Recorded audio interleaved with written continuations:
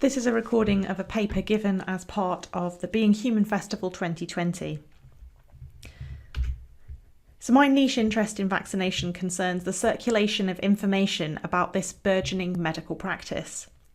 What if you lived in a rural Welsh village in the 19th century? What kinds of information might you hear and from which sources? I've been researching mutual improvement societies, local newspapers and regional publications, and aim here to give you a sense of how news of vaccination may have reached ordinary, non-medical families. Since while vaccination was a national debate, the experience was individual to each household, where local knowledge was fueled by local dissemination of information, which also included gossip and anecdote. Now, mutual improvement societies were incredibly widespread in 19th century Britain altogether, but I've been looking at detail at those in Wales. They proliferated incredibly, sometimes having as many as there were chapels, churches, or companies with an interest in improving local lives.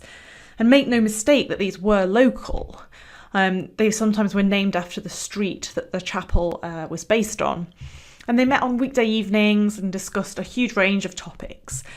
Through things like lectures and debates, but sometimes they also had lending libraries, and sometimes they're known as literary societies, but they're still, part of this mutual improvement movement.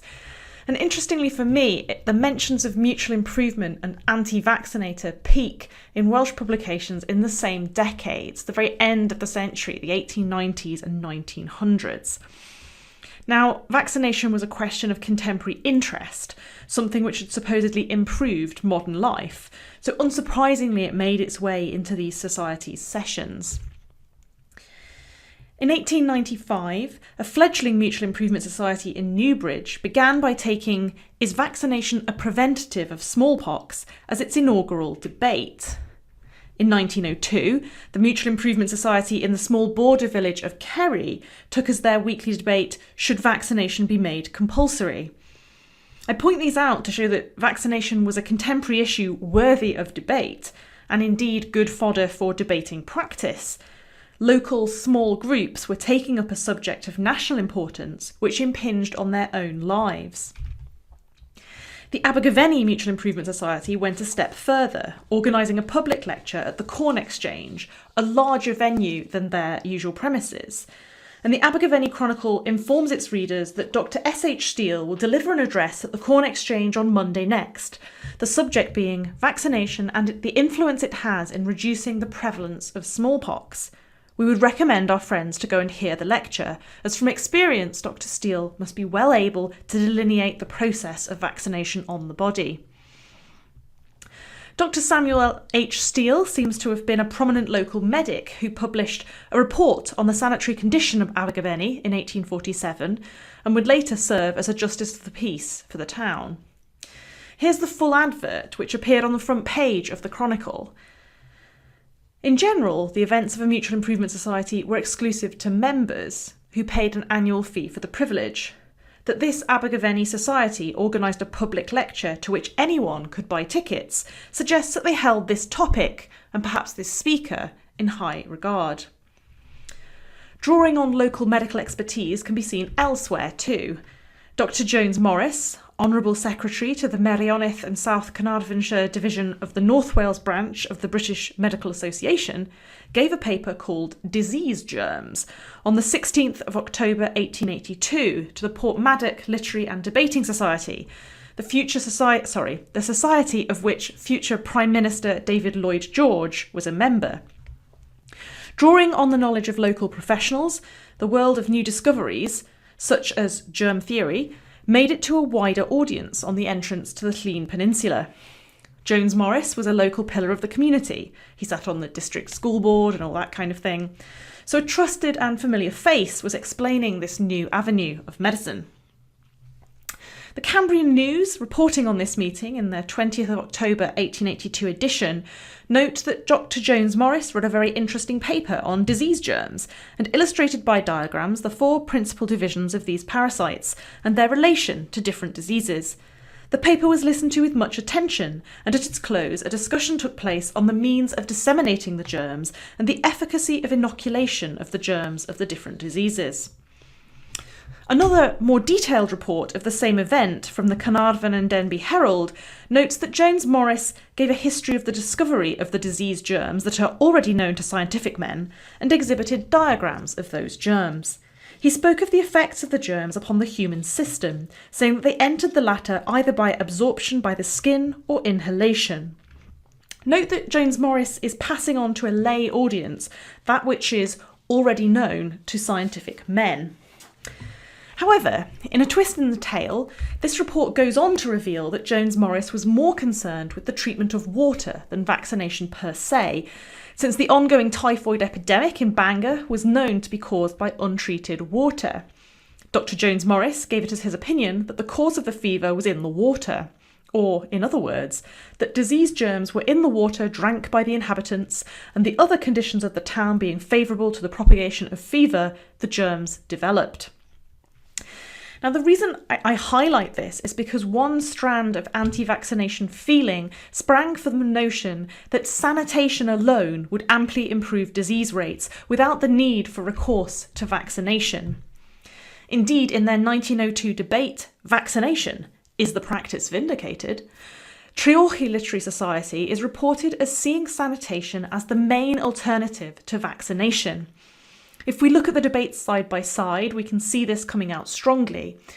So on the left, we've got Mr. J. Ladd, who is speaking in favour of vaccination, but he loudly praised the virtues of lymph as a preventive against smallpox and other ills that flesh is heir to. He gave a vivid and thrilling description of the pre-vaccination period and its horrors. So we can see that as part of this literary training, we've got a bit of a Hamlet quotation there, the ills that flesh is heir to. He's giving vivid and thrilling description. He's clearly going for use of the English language and rhetoric. But he also anticipates the argument from anti-vaccinators that they would have it that this that when something improves, that it's entirely due to a better system of drainage and a purer water supply and more attention to sanitary matters in general. So what I like about this report is that you can see both their development of the ability to construct an argument, but also bringing in these literary flourishes.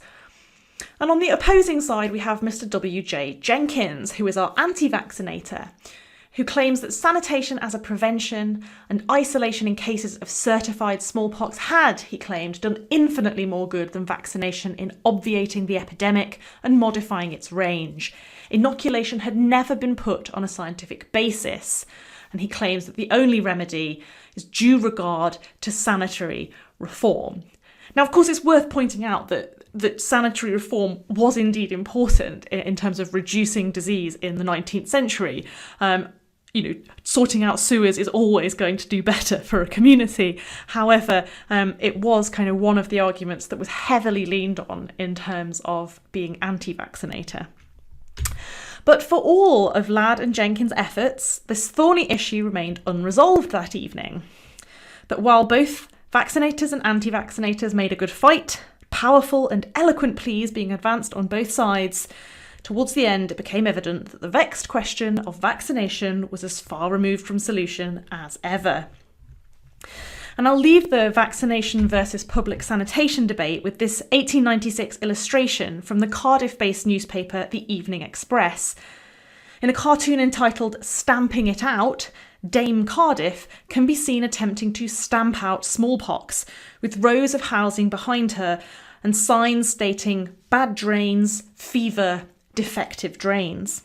The caption reads, Dame Cardiff, it seems to me I ought to put more faith in good drainage than vaccination. Now, this is one of 4 satirical vaccination cartoons by the same artist that the Evening Express ran in 1896. Amusing readers, no doubt, but also perhaps leaving them in doubt of the good of vaccination. This section deals with the fact that while vaccination might have gained great traction in certain professional circles, particularly medicine, local people in the regions had to make sense of something which was conceptually far removed from their lives, but invaded each household where there was a child. We ended the last section looking at how the theory of germs was becoming more widespread as it moved from the preserve of scientific men to becoming more common knowledge. As part of the opportunities which mutual improvement societies and their ilk afforded their members, some started manuscript magazines, handwritten magazines circulated by hand among members.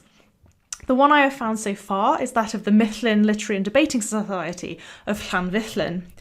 In their first ever magazine appears an article on influenza, where the writer can be seen flexing his or her creative muscles as much as deploying this emerging scientific theory. We can see an oyster and a cow and a fly without any difficulty, and know them as animals. But there are some animals that are so small they simply cannot be seen by the eye without the aid of magnifiers.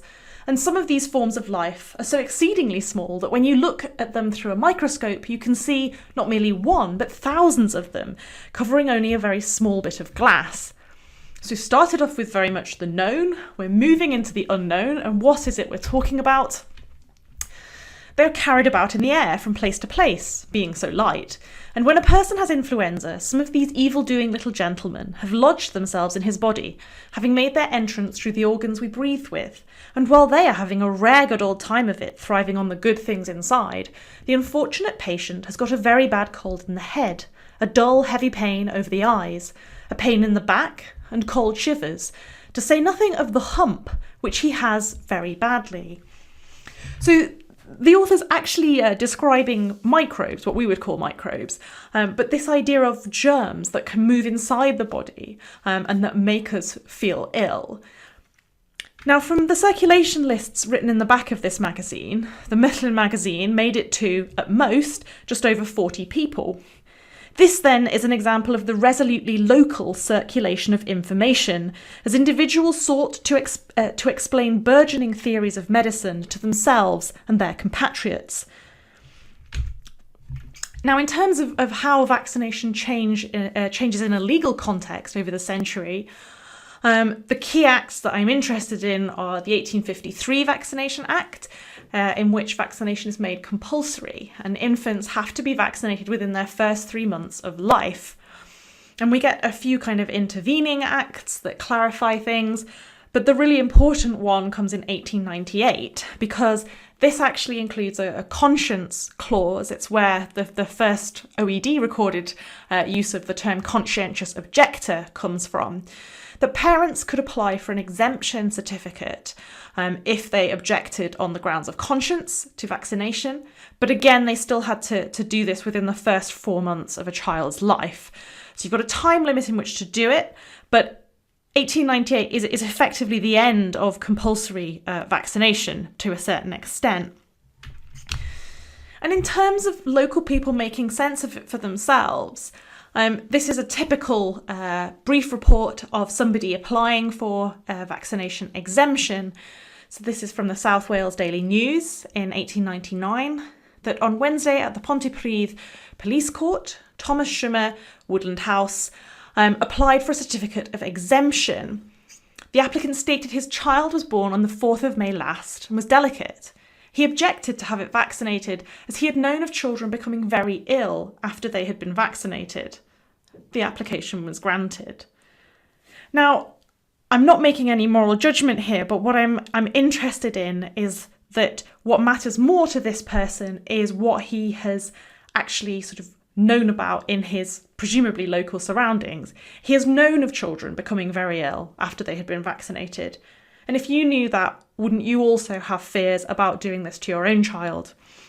And of course, it's bears remembering that vaccination was not as safe in the 19th century as it is today.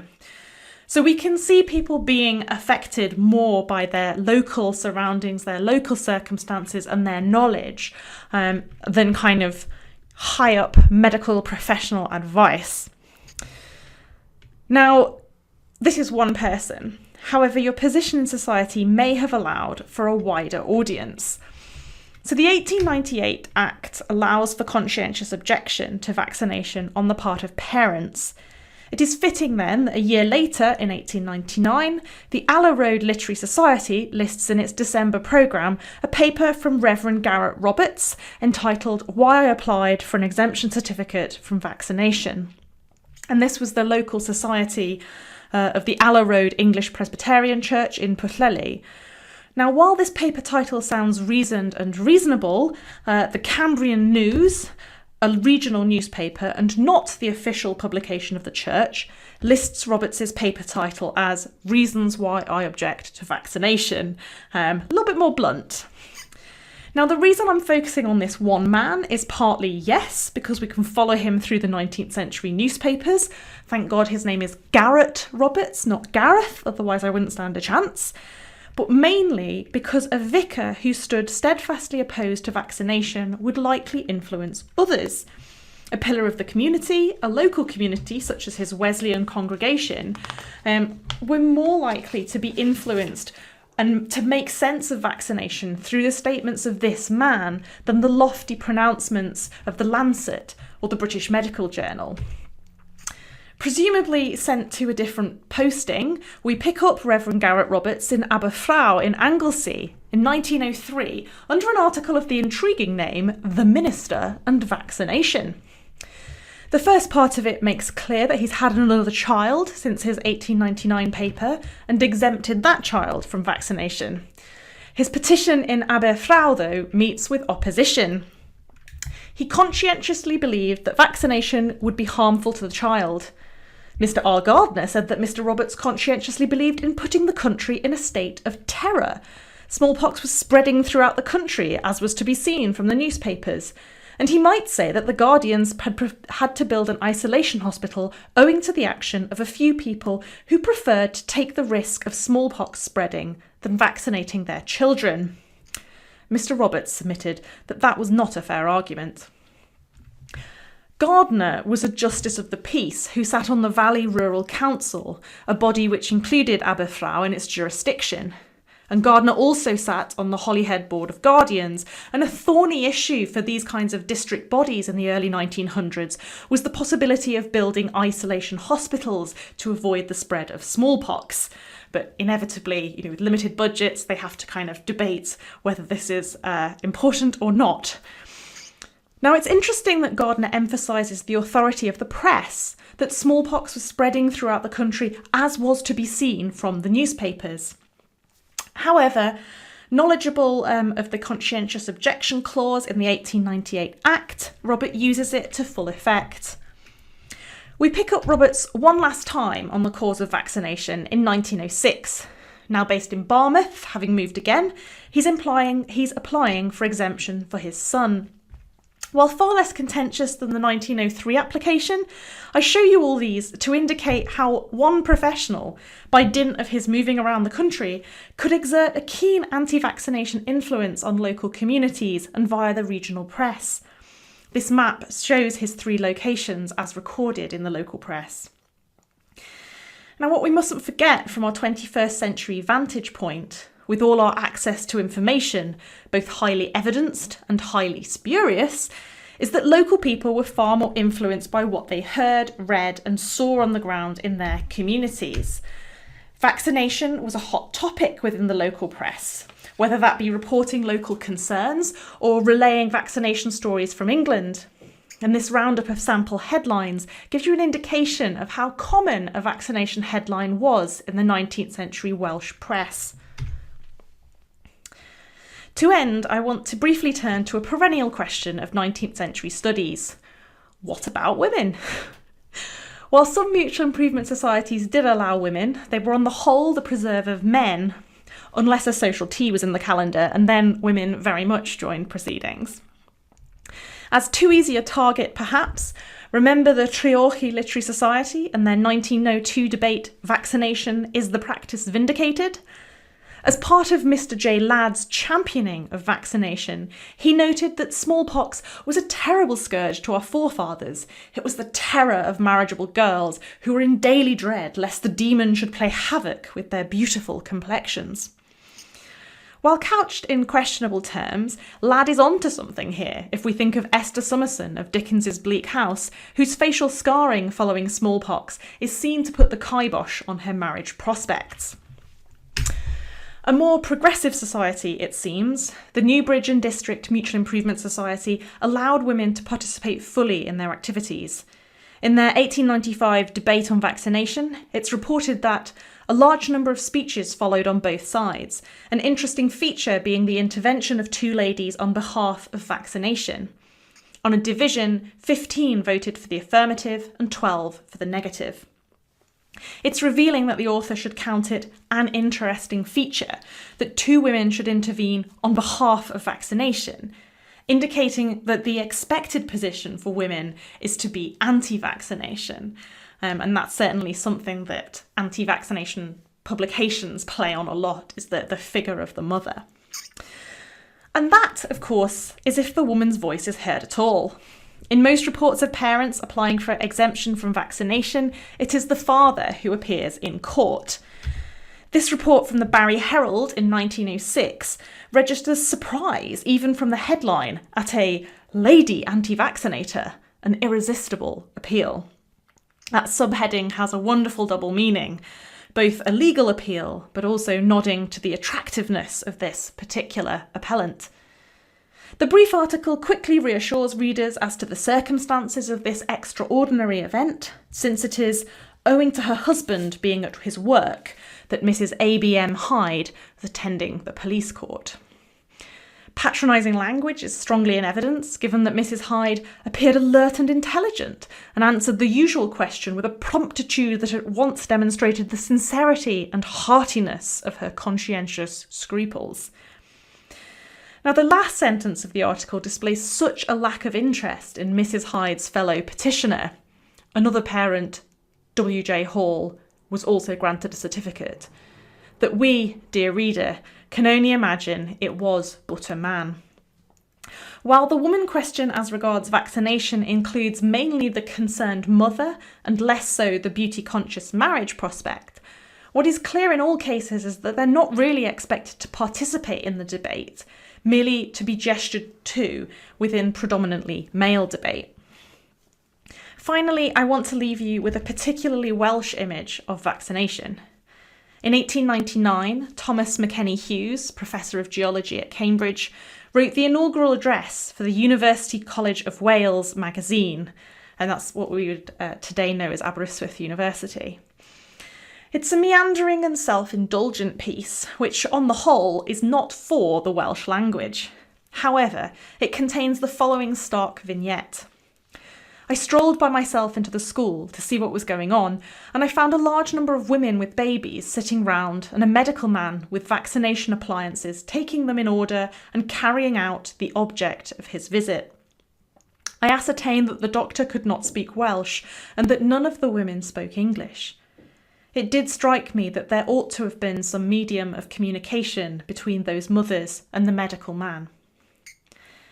The alliteration and consonants here in the M's of some medium of communication between those mothers and the medical man ironises the strict linguistic boundaries which leave parent and doctor mutually lacking in comprehension, and over a practice which, to a certain extent, may have seemed and felt incomprehensible in and of itself.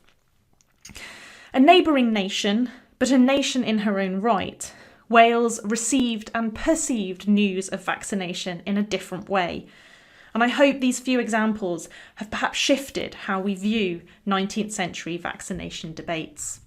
Thank you.